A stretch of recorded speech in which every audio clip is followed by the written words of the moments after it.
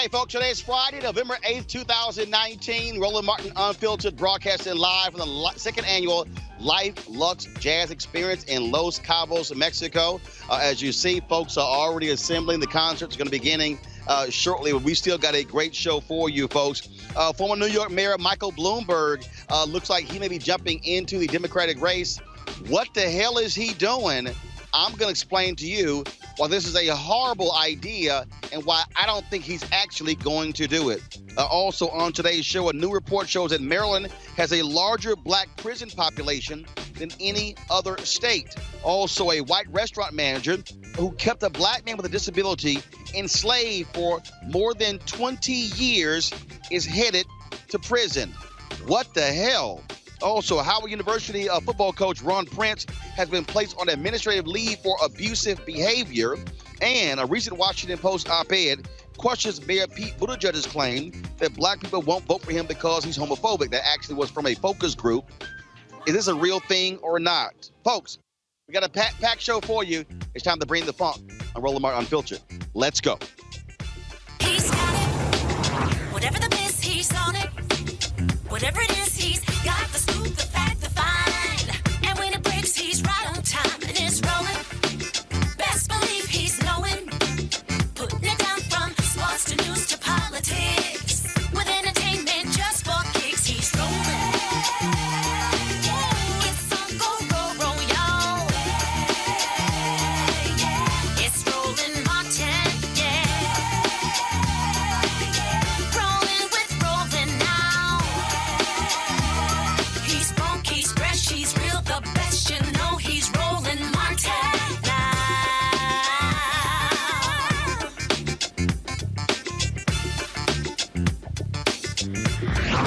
Martin.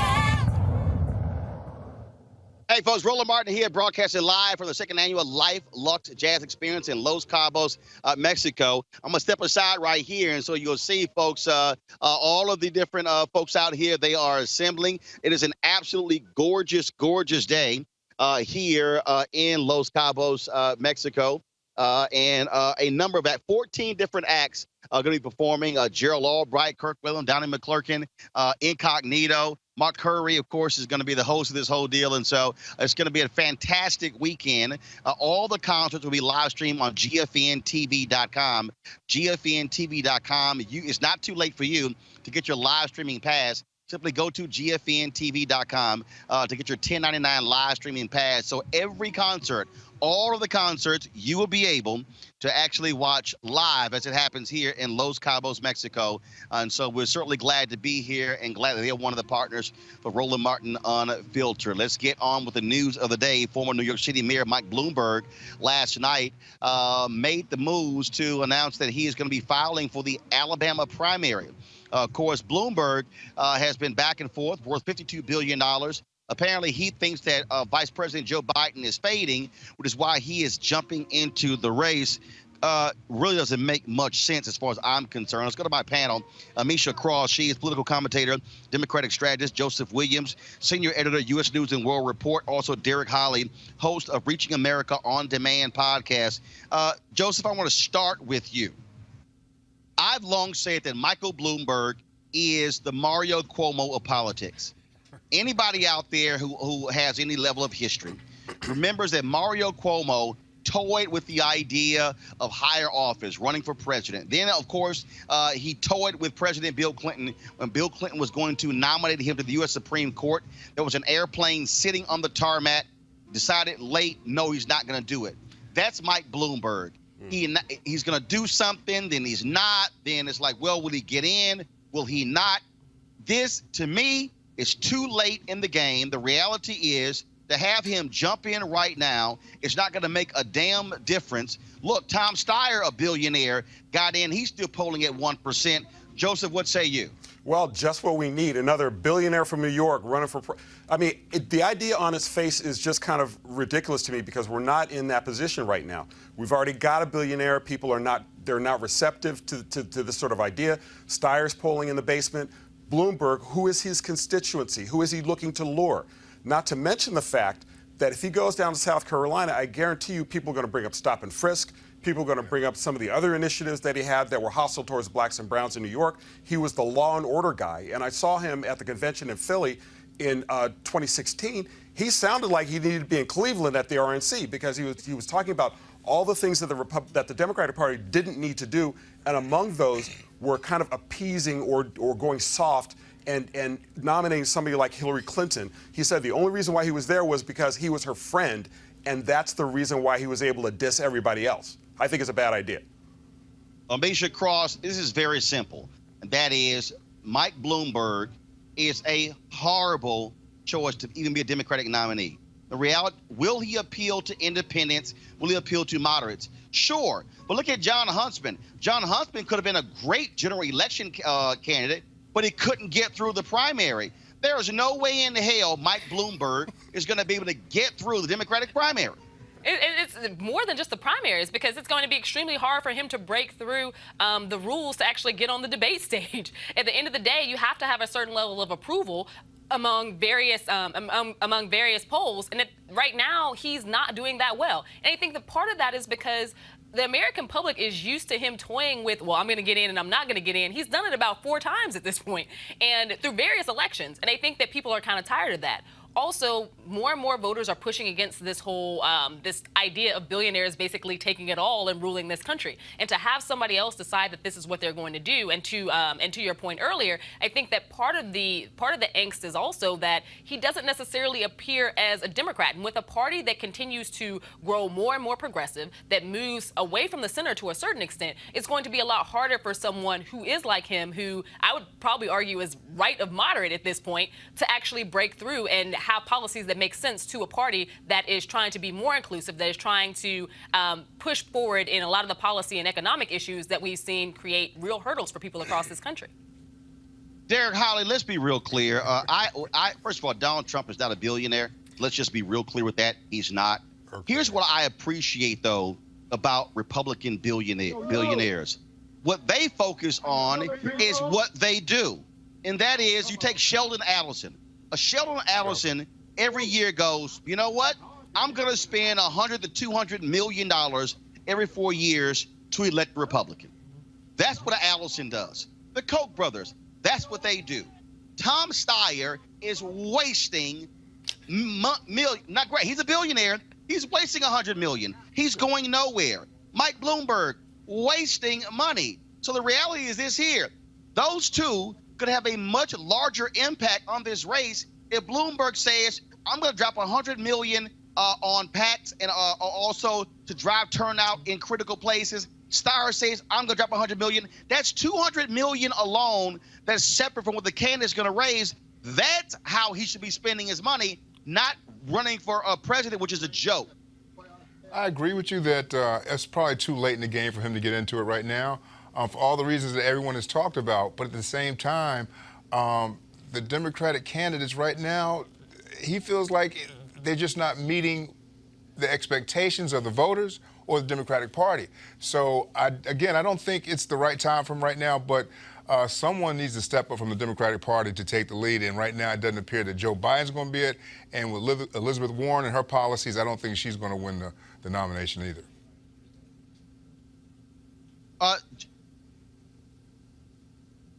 Joseph, I think, first of all, now I heard Derek at the end there. Joseph, that's the real deal here. That is, how do you impact a race? You impact it with those dollars. Again, running is nuts. Look, the field is set, okay? And let's be clear. Seth Stack, a whole bunch of other people, they're going to be going out. They're not going anywhere. What's going to be happening, real healers, is that, look, the top 3 right now, Warren, Sanders, Biden. That's it. Bloomberg, you're not going to be in the top 3. It's not going to happen. He won't. Well, it's not going to happen, but also I think that point is legit, and I think it needs to be made in one of these two guys' ears that, listen, why not take that money and drop it on Get Out the Vote? Why not take that money and use it to lobby for repeal of some of these voter ID laws? If you really think you look in the mirror and see a president, you know, reality check is going to be hard for you. And also, not to mention the fact that a lot of this cash that they're burning, you know, yeah, they find in their sofa cushions or whatever, you know, that's all well and good. But do you really want to make an impact? And do you really think that the field is so bad? I mean, keep in mind, we had a Republican field that was almost as big, and we ended up with Donald Trump. I mean, and there were some very less reactionary people who ran in that primary, and we still ended up with somebody who was to the far right. So if the field is there, and if the field is set, and also keep in mind that the primary is where you test these ideas. And if they go someplace, that's fine. If they don't, that's fine too. But to have a set field and try to disrupt that field because of an ego trip, I don't think that's a very wise use of money, especially when we're... Could he possibly be the alternative or that moderate that the Democratic Party needs right now? Because that's what Joe Biden... that's what Joe Biden was supposed to be. If Bloomberg wanted to be helpful, he would help to funnel some of this funding to people who are running for Congress in some of these heated and contested seats. One of the reasons that we have Robin Kelly in my district in Illinois is because of the funding of Mike Bloomberg. We have to be certain that we are consistently fighting to protect a lot of the legislation that we're working towards, that Congress has worked towards, that has not been made law through the Senate. And it would help to have some of these millionaires be able to fund those types of policies. Well, and Bloomberg is a moderate Republican. I mean, he's not a moderate Democrat. Again, I heard his speech, and it was remarkable that this dude was talking at the DNC. It was very much a law and order guys, platform. Hold on 1 second. Remember, Mike Bloomberg's money made a huge difference in Virginia for those gun control candidates. Again, that's where it makes sense. But this whole idea is that save a billionaire comes along. And let's also be real honest. We haven't talked about Derek. I want to go to you first. Okay. The real deal is these billionaires. Oh, lost him. Lost you, baby. Where'd you go, Roland?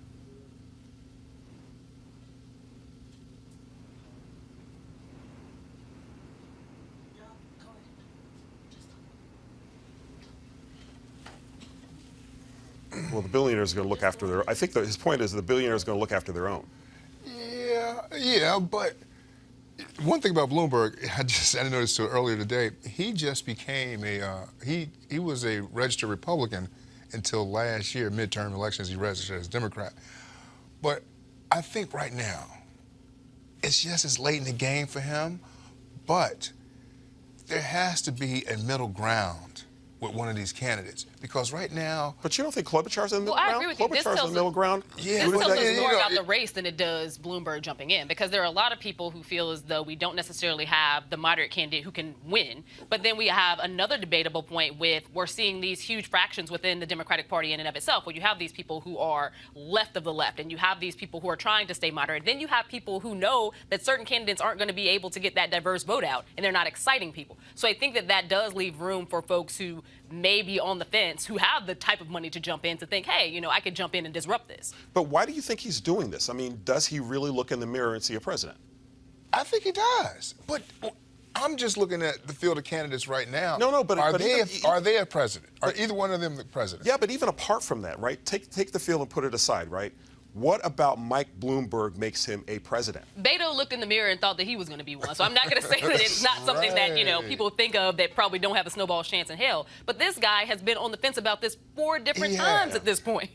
But did Donald Trump look himself in the mirror and say, I want to be president? Absolutely he did. Okay, so to Bloomberg, to his point, he looks himself in the mirror, I can do this. I mean... Talk about the soft bigotry of low expectations. I mean... And I think that goes to your point, too. If we've seen another millionaire, whatever his financial status is, go through this point who didn't have any ounce of the political experience or the acumen that Mayor Bloomberg does, then why not throw your hat in, especially when you feel like the field is to a certain extent wide open, because he's watching the polls. He's watching the fact that people aren't necessarily resonating 100% behind any candidate right now. I would argue part of that is because it's really early. But I was going to say, it's the primary. I mean, we haven't had the first vote cast yet. We haven't had the Iowa caucuses yet. I mean, yeah, if he was going to run, he could have started way back when, because we knew pretty much who was running.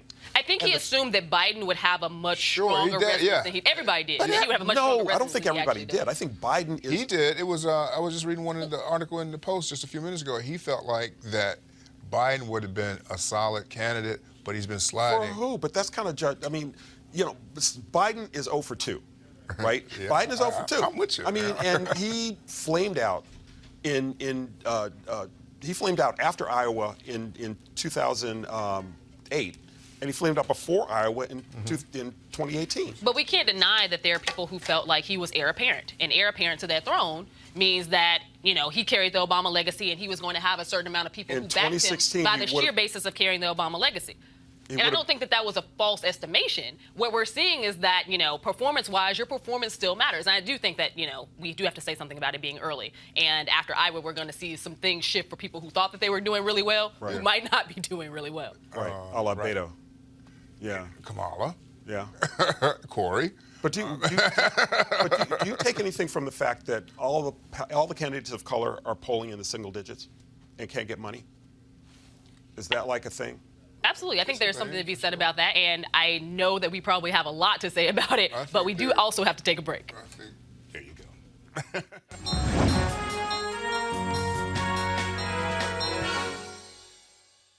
Child care now! Child care now! Child care now! Child care providers do some of our most important work. They create safe places where children can learn and grow. They give parents peace of mind. They are helping raise the next generation. If anyone deserves a voice on the job, it's them, because their voice is our children's voice. For too long, you've been undervalued.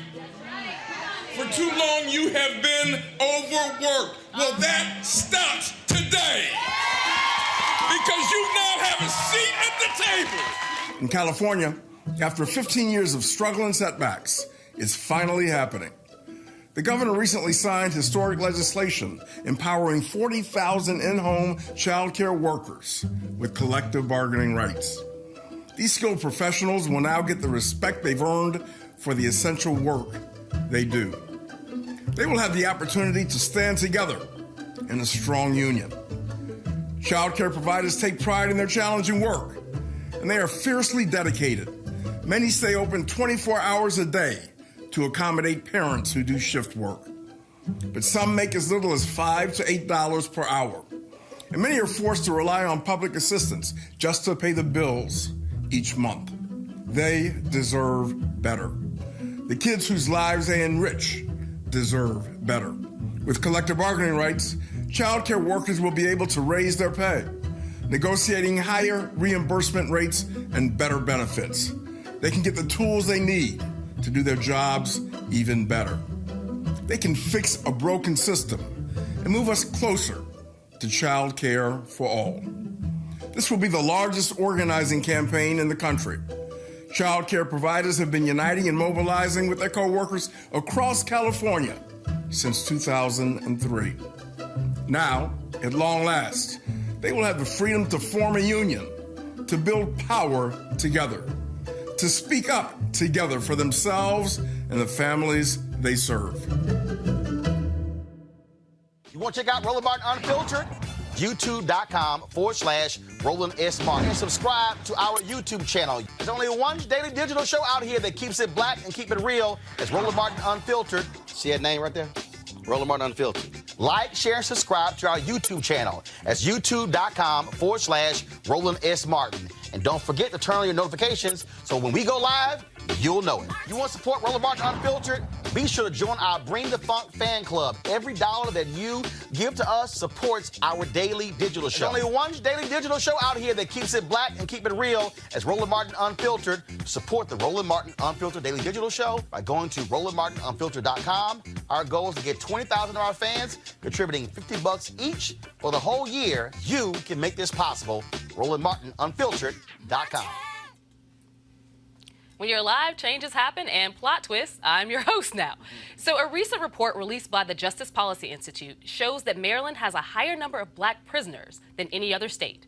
More than 70% of Maryland's prison population was black in 2018, compared with 31% of the state population. That rate is far higher than the next closest states, Mississippi, South Carolina, and Georgia. Joining us to talk more about racial disparities in prison is Mark Schindler, Executive Director of the Justice Policy Institute. Good evening. How are you? Pretty good. So, Mark, we really want to know, I have a little bit of a deep dive into what the differences are in Maryland and why Maryland is ranking so high in this. Sure, it's a good question. So we looked at a couple of things. As you noted at the outset, we looked at the overall prison population in Maryland and found that it has the highest percentage of African Americans in the prison compared to the overall population in the state related to any other state in the country. As you said, leads both Mississippi, South Carolina, and Georgia.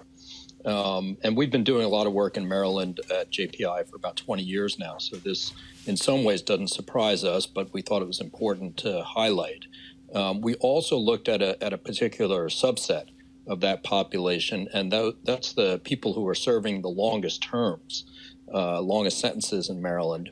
And we found that of the people serving the longest terms, there was a very high proportion of young African-American males. In fact, the highest proportion in the country of those who went into prison when they were under the age of 25, which we refer to and others around the country are now referring to as the emerging adult population. And do you see any levels of advocacy to help to not only raise awareness, but also to help people understand how detrimental this is? Because these numbers are really shocking. When I look at them and we compare them to some states across the country that we know have astronomical rates of African Americans in prison, we don't think of Mississippi as someplace that would ever be comparative to Maryland, a state that most people see as a lot more progressive. What do you see on the ground in terms of people getting involved, pushing towards getting more action around and understanding of just how dire the situation is? Yeah, that's a terrific question. And you're right. Maryland is viewed and views itself as quite a progressive state. So to see these types of racial disparities should be quite concerning, I think, for people in the state. And there's been a lot of advocacy going on for quite a number of years in Maryland on a whole range of issues in the justice system. That includes trying to reduce the use of cash bail in the pretrial system to the other end of the system, looking at trying to safely release older folks who are incarcerated in Maryland's prisons. Right now, tonight, as we sit here, there's almost 1,000 people over the age of 60 in Maryland's prisons, and over 3,500 who are over the age of 50, right? And these are people who pose very, very low risk to public safety, but cost an extraordinary amount to incarcerate. So there's been advocacy in that area as well to try to really pressure the state to think about doing things a different way. As we move forward in criminal justice advocacy and watching organizations at the national level as well as in various states move towards pretrial prevention and a lot of bail reform and issues of that matter, do you think that it will reduce some of this prison population? I think it absolutely can if we're serious about it, right? And so there are plenty of examples, and a little known fact in this country is that the population of young people in juvenile facilities across the country has decreased more than 50% over the last 12 years or so. So there's been very drastic reductions in the number of young people who are confined. Still, there needs to be further reductions, but there are lessons learned on the juvenile justice side that we believe can be applied to what's going on in the adult criminal justice system, and we should be able to reduce the number of people who are incarcerated quite substantially. Mark, Derek Holly, I'm a resident of Maryland. I have a 17-year-old son who's in high school. He's a junior in high school. And we just recently had a conversation with him a couple of days ago just about he's starting to drive and what to do and what he shouldn't do when he's pulled over by the police. In the study that you guys just found, was there any particular reason or any type of conviction that stood out more that had our young black males incarcerated in Maryland more so than any place else? That's a really good question, and I feel for you having to have that conversation with your son. Not necessarily in this report, but we've done a lot of research more broadly, both in Maryland and nationally, that looks at those issues of how people of color, particularly African Americans, are treated differently in the system. In this report, what we saw is that young black males under the age of 25 are disparately incarcerated to extremely long terms. And so in some ways, as I just mentioned, Maryland has a very high number of what we refer to as the geriatric population in prison. And when we think about the prison population, geriatric is anybody over the age of 50. So I would be considered geriatric because I'm over the age of 50. But the reason that age is used is because we see that people age quite quickly when they're incarcerated. So Maryland has a very high number of 50, 60, 70. In fact, it was even just reported this week by the Baltimore Sun that there's 5 people in Maryland's prisons who are over the age of 80, clearly posing no public safety threat at all. And what we are advocating for is really to think about how we can best use resources, right? So there's these very high number of older people who don't need to be incarcerated but cost a lot. If we can safely reduce those number of people, take those savings and do a better job with young people in the criminal justice system, not through incarceration, right, but through making more investments in being able to supervise them in the community and provide opportunities and supports in the community, we can have much better outcomes, much safer communities at lower cost. And so there are things that we can do that would prevent these young people from going in for quite long terms. Because what we're seeing is these young people who go in for long terms, in Maryland, they become the geriatric population, right, because they're serving very lengthy sentences. Well, Mark, Joe Williams, I have a question as well. I mean, what sort of crimes are they being incarcerated for, number one? And number two, how did we get here? Yeah, that's a great question. You know, the crimes that we're looking at actually are fairly serious crimes, right? So they are assaultive type behavior, whether that's robbery or more serious, where you would get up to 10 years or more. So we're not talking about the least serious crimes. That said, and it's very important, we've done work in this area, sort of delving more deeply. What's really important when we think about how we respond to violence in our communities is we have to look at the risk that a person poses looking forward in terms of the behavior and other risk factors. And we shouldn't measure that just by the offense, right? What we typically do is we assign a set of years to an offense, and we don't look any further. It doesn't mean that people shouldn't be held accountable, and doesn't mean that punishment to some degree is not appropriate. And we also have to be mindful that there's been somebody harmed in many of these cases. But what's happened is our system has gotten so out of whack, right? It used to be years ago that a sentence of 10, 15, or 20 years was considered quite a long time. Now we have sentences of 30, 40, 50 years and more, which are being considered normal, right? So we've really changed what's considered normal in our justice system.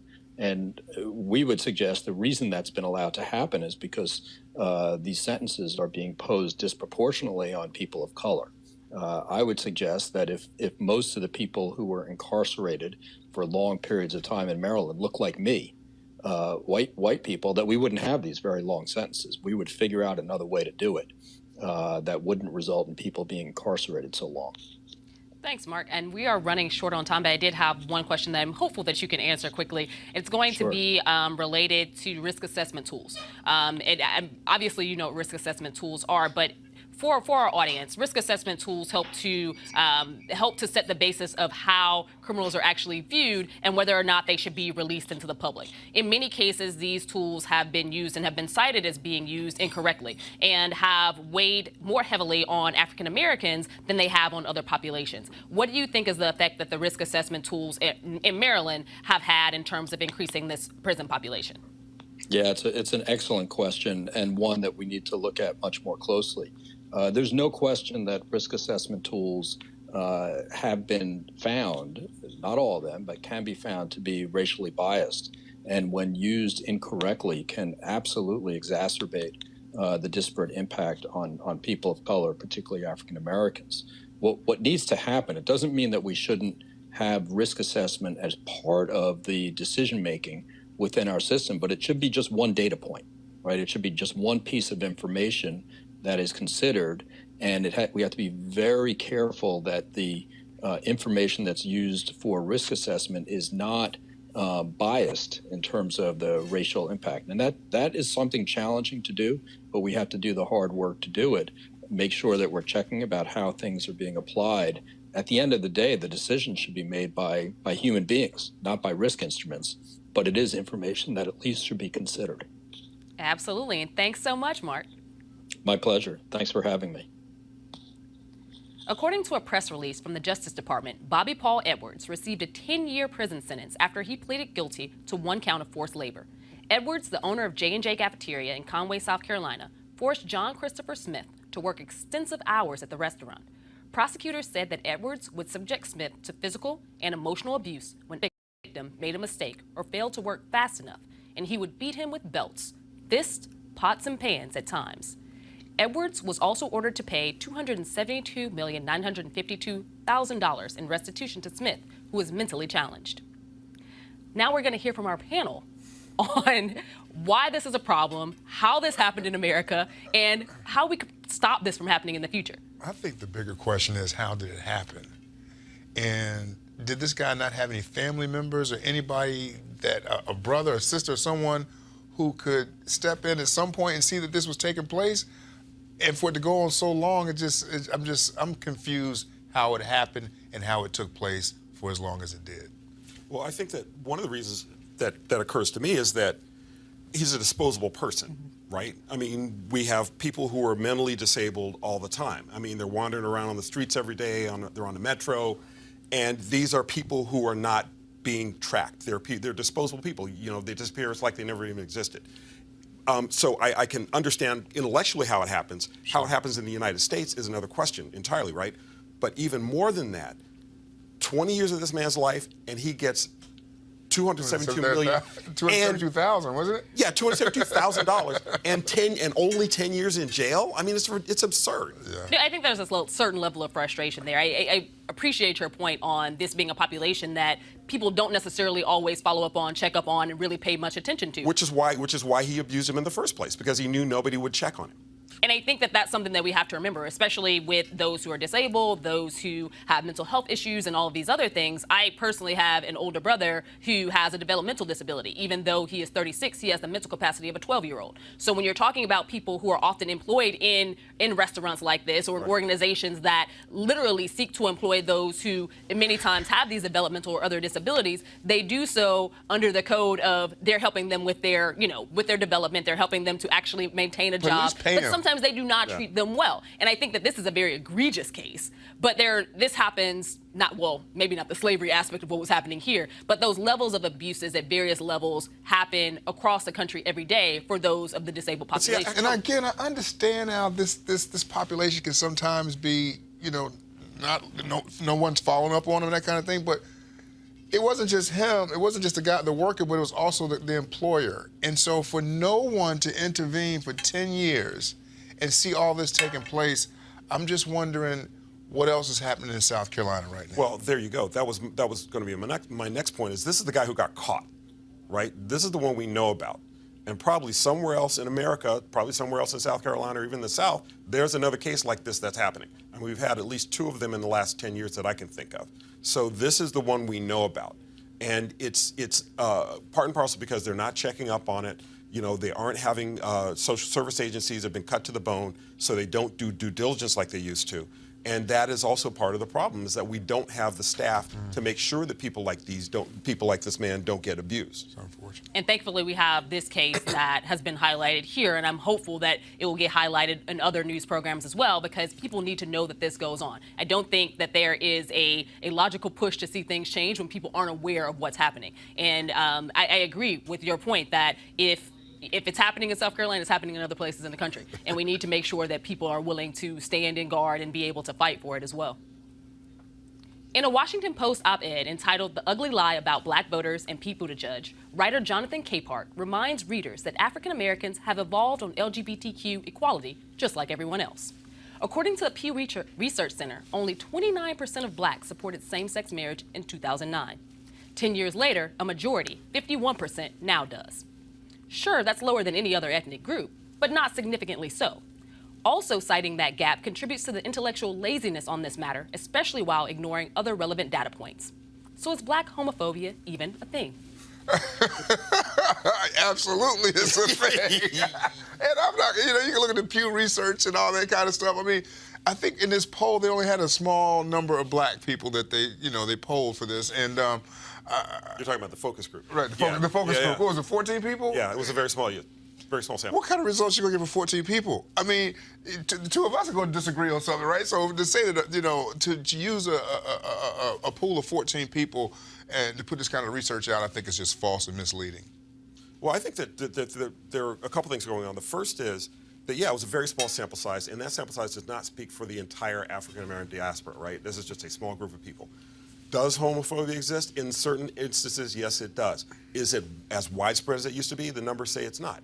But the second thing that occurs to me is that when it comes to politics, black people will vote for a three-headed alien if that three-headed alien stands for voting rights, affirmative action, and can help them get ahead and put this nonsense behind us of Trump. I mean, black people tend to vote in their interest. They do not know Pete Buttigieg, number one. Number two, what they know about him, they've heard about him kind of perhaps on the periphery. Number three, he really hasn't done a broad introduction of himself to black America. So, yeah, it's understandable that a small focus group would feel this way. But I think the larger point is that he has to introduce himself and demonstrate why people should vote for him. Not just the fact that he's a gay white man, but the fact that he is going to do something to improve their lives. Absolutely. And with that, we actually have Roland back. All right, folks, so we lost our signal here, but I'm back. Okay, let me deal with this issue here. How is Pete Buttigieg polling across the country? Low as hell. Okay, let's just be real clear, okay? Let's be real clear. There are black people who have run for school boards in America who have gotten more votes than Pete Buttigieg did. Right. You're trying to go from being the mayor of South Bend, Indiana, who has never gotten, let me just be clear, and again, I'm not hating on Pete Buttigieg, I'm stating facts. Pete Buttigieg has never gotten more than 8,000 votes in elected office. 8,000. So we're talking about being a small town mayor who wants to be president of the United States, okay? White people don't know Pete Buttigieg. This ain't got jack to do with him being gay. Look, let's look at the polling numbers. Kamala Harris, she ain't gay. What is she polling at? Cory Booker, he ain't gay. What is he polling at? You sure? Julian Castro, he ain't gay. What the hell is he polling at? You sure? And so this is that BS game, and folks want to play because they want to say, oh, black people are more homophobic than white people. White folks go to church too. The bottom line is nobody knows this guy. And so you are not going to get the black vote if we don't know you. On this show, I have said, as Senator Kamala Harris and Senator Cory Booker made a mistake in not doing a full court split to black people in the last 3 years. You can't assume just because you're black and you're running for president, black people are going to vote for you. No. Black folks know Joe Biden more nationally, more than they know Senator Kamala Harris. Facts are facts. And so this is the silliness that we play. And black people need to say to white people, these white media reporters, you're not going to sit here and try to frame us this way. That's BS, Joseph. It's BS. Well, it is, but it's also standard operating procedure, right? I mean, when has this not been the case? That there has been a candidate that has gotten a buzz or has been slightly different, but you go to black people and they either collectively shrug but because they don't know who this person is, or they gravitate to somebody who they do, and it's, I remember stories about Barack Obama. Is he black enough for black people? Well, because they didn't know him. So I think that to your point about the fact that he hasn't introduced himself to America writ large, I think that plays a large role in here. And it's also very easy to vilify African Americans for things or project onto black people some things that even white people are feeling. Look, I don't care what they got to say, Amisha. Pete Buttigieg knows he has an issue. And look, I've been talking to the Buttigieg campaign. I've had a conversation with him. He knows the issue here. And here's what happened here. The Buttigieg campaign said, hey, we didn't release this focus group. Somebody did. And so, again, this whole notion that and here's the other piece. Here's the other piece. Let me just go ahead and say this. Black people in South Carolina are not the only black people who are voting. Okay, yes, it's a critical state, but how is he polling among black people in Maryland, in Georgia, in North Carolina? And so what we have to do is to tell people, you're not going to play this game with us, trying to saddle black folks as more homophobic than anybody else. The reality is, guess what? It was a whole bunch of white folks who didn't support same-sex marriage. Let's just be real, okay? As simple as that. So, Amisha, he knows he's got some damn work to do. No, I think that that's absolutely correct. And I love the point that you made about Cory Booker and Kamala Harris, who also are not necessarily polling that strongly in a demographic that is their own. But I think that for Mayor Pete, there's something else here.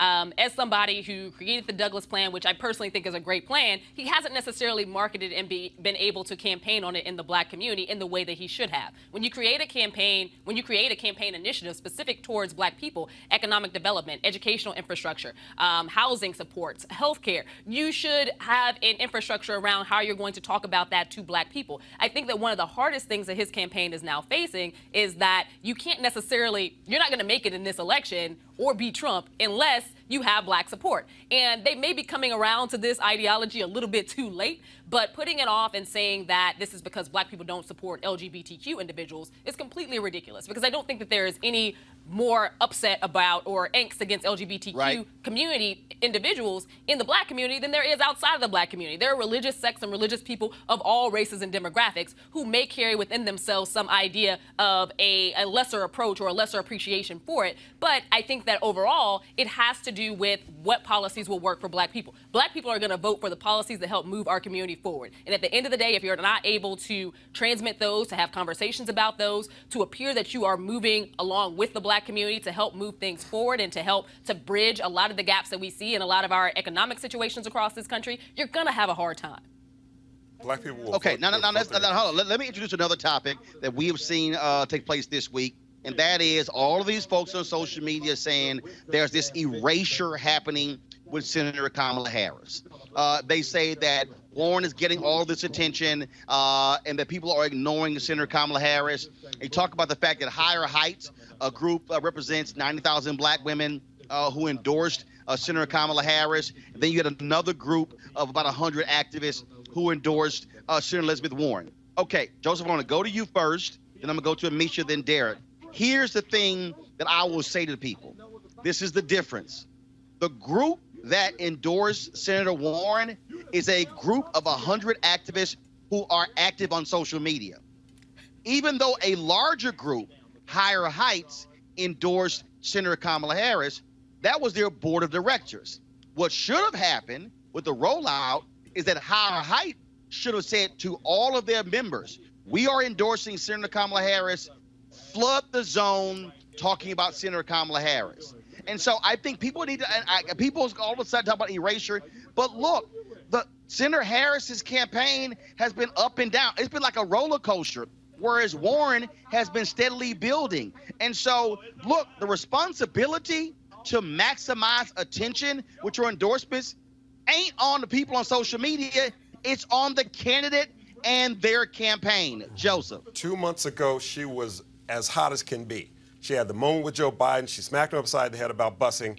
And then she was everywhere, right? And to go from everywhere to nowhere, that's kind of on the campaign a little bit, I think. I mean, there you go. Also, the fact that there's a different issue that's been kind of a bug in my bonnet, which is about how all the candidates of color are polling low. But she had her moment, and she needs to be more consistent. And that was the knock against her going in. Does she have the stamina? Does she have the approach? Does she have the organization for the long haul? Right. And I will say also one other thing is that we have not had a single vote cast yet. What I've been hearing is that her ground game is pretty good. Will it be good enough for her to win Iowa? We don't know. The proof is in the pudding. But I do think that the rollout should have been a lot more visible. If you've got that many African-American women who are voting a woman of color, that should have been everywhere. And Amisha, and that's what this boils down to. If you study both of these campaigns, this ain't got jack to do with who's black or who's a woman or who's white. The reality is the Warren campaign has been a lot steadier, a lot smoother in terms of how they have been driving their narrative. The Harris campaign has not. Look, her biggest Achilles heel was the fact that she was a prosecutor. There you go. She didn't release a criminal justice plan until the Monday, the middle of September, the week of the TSU debate. You went 5 months and didn't release a criminal justice plan. And so, a perfect example, this week, okay, she releases her education plan. All right, 10 hours in school. I'm sorry. No. Where's the live stream? No, but follow me here. On its merit, okay? yes. Where's the live stream of the Summit of Educators? Where's the event with teachers, with principals, with parents, with students? If that was going to be your key issue this week, how did you not flood the zone with it? I'm sorry. That's on the campaign. And so I hear people, but they got to stop all this. Oh, my God, they're trying to erase the black woman. No, you can't erase yourself. No, I agree with you 100%. I think that there's an easy trope for her to use to say that, things are harder, they are looking at her differently, she's being weighed differently in the media and in the spotlight because she's a black woman. Fact of the matter is, she has not run a steady campaign. She's run a campaign that's been flimsy at times, that has been even worse at others. And I agree with you. When you release something that is as specific as this and as large as this education proposal she just did, we're coming off of a 10-day teacher strike in Chicago. Can we not have teachers who are actually on those picket lines be voices for this? Can we not have the CEO of the National Teachers Union actually be there? Because at the end of the day, she endorsed that actual plan. But if you don't endorse it in terms of commercials, if social media doesn't hear it, nobody really cares. Kamala's campaign released a statement, but that was it. So I think that part of this is them not really having the campaign infrastructure that actually makes sense at the level she's trying to run at. And there's no comparison for me right now between her campaign and Warren's. One was out of the gate, I'm a winning horse, and I'm going to keep striving until I get there. The other one was kind of teetering from the beginning, had a moment of shine with Joe Biden in the second debate, and has completely fallen apart ever since. So I think that right now, she's smart to restructure. She's letting go of a lot of people. She's deciding that, she needs to have different top brass staff. But it may or may not be too late.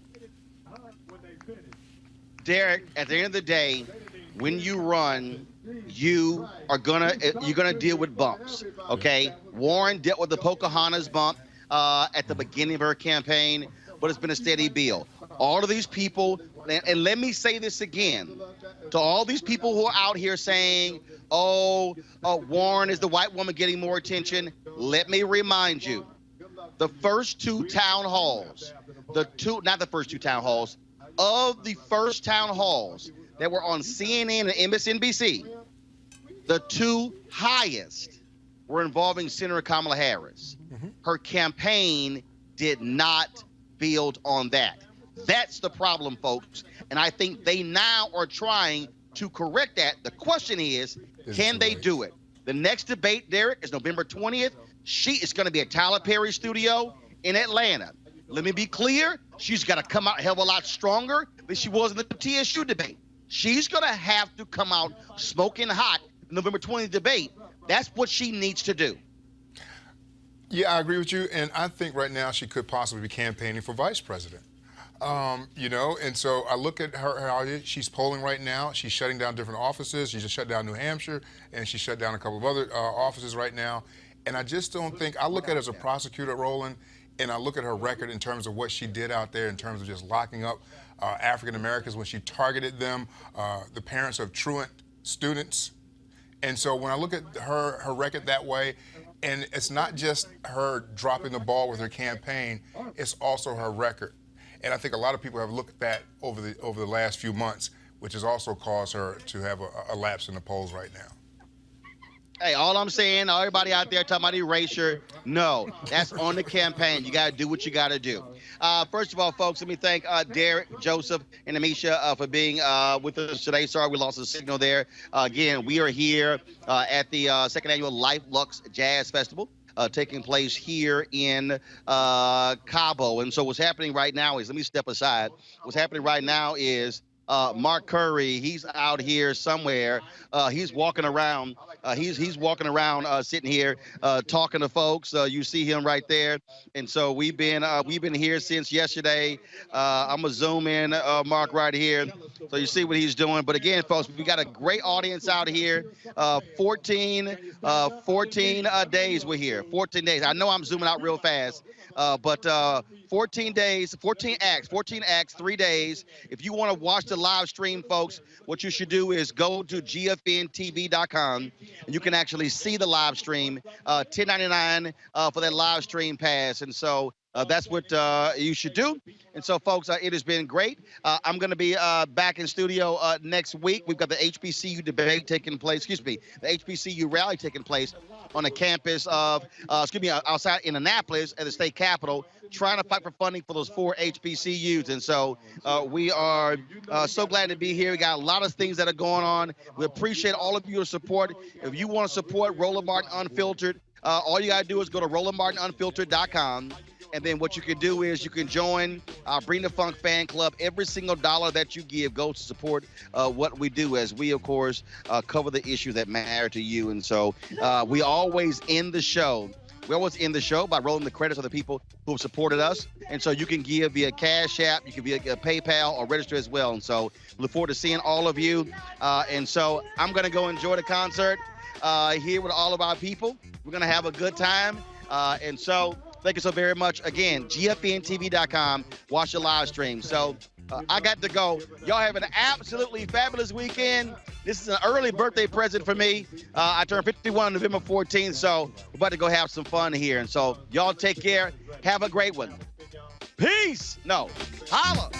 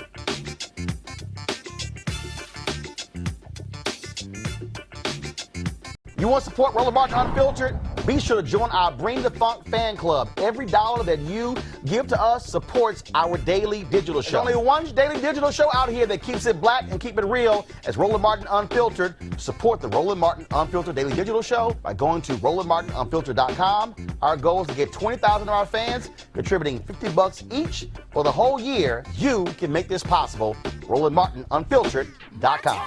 This is Diala Riddle, and you're watching Roland Martin Unfiltered. Stay woke.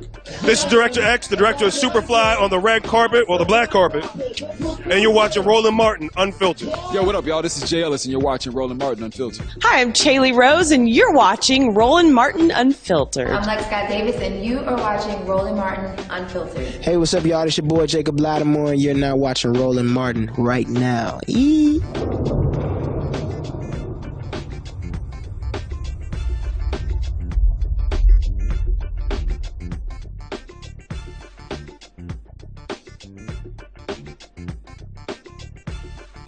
You want to check out Roland Martin Unfiltered?